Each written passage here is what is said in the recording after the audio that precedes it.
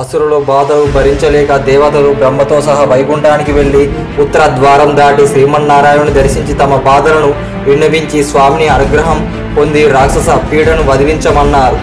ఉత్తర ద్వారం గుండా వెళ్ళి వైకుంఠం దర్శనం చేసుకోవడం వల్ల వైకుంఠ ఏకాదశి నాడు దివి నుంచి భూమికి దిగి వచ్చిన 3 కోట్ల దేవతలు గరుడ వాహనుడైన మహావిష్ణువును దర్శనం ప్రాప్తి వలన ముక్కోటి ఏకాదశి నాడు ఈ పర్వదినం సంతరించుకుంది. దీన్ని హరివాసరం, హరిదినం, వైకుంఠ దినమని అంటారు. ఈ ఒక్క ఏకాదశి 3 కోట్ల ఏకాదశులతో సమానమంటారు పండితులు. ధనుర్మాసంలో వచ్చే ఈ ఏకాదశి సంవత్సరంలో 24వ ఏకాదశి శ్రీమన్నారాయణునికి అత్యంత ప్రీతికరమైనది.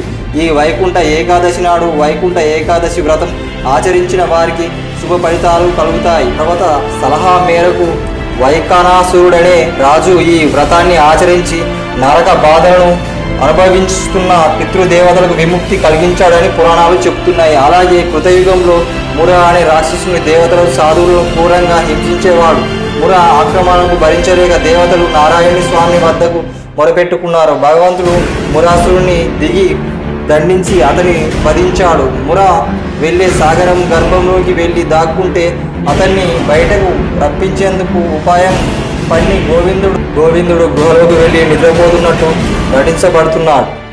అదే అదునుగా మురాసురుడు గృహలోకి వెళ్ళి విష్ణును వధించేందుకు కత్తి ఎత్తగానే లక్ష్మీ దుర్గా రూపంలో ప్రత్యక్షమై మురుని సంహరించింది. విష్ణుమూర్తి ప్రసన్నుడై పరమాత్మ ఆమెకు ఏకాదశి అన్న బిరుదు ప్రసాదించి ఆనాటి నుంచి ఏకాదశి వ్రతం పేరుతో అమ్మవారిని అర్చిస్తున్నారని పురోహితులు అంటున్నారు. వైష్ణవులకు అత్యంత భక్తి శ్రద్ధలతో ఏకాదశి వ్రతాన్ని ఆచరిస్తారు. ప్రసిద్ధమైన వైష్ణవ దేవాలయాలతో సహా శ్రీ తిరుమల వెంకటేశ్వర స్వామి దేవాలయంలో ప్రాపత్కాలం నుంచి ప్రత్యేక ఉత్తర ద్వార దర్శనం కలుగుతుంది. దీన్ని వైకుంఠ ద్వారమని ప్రతీతి.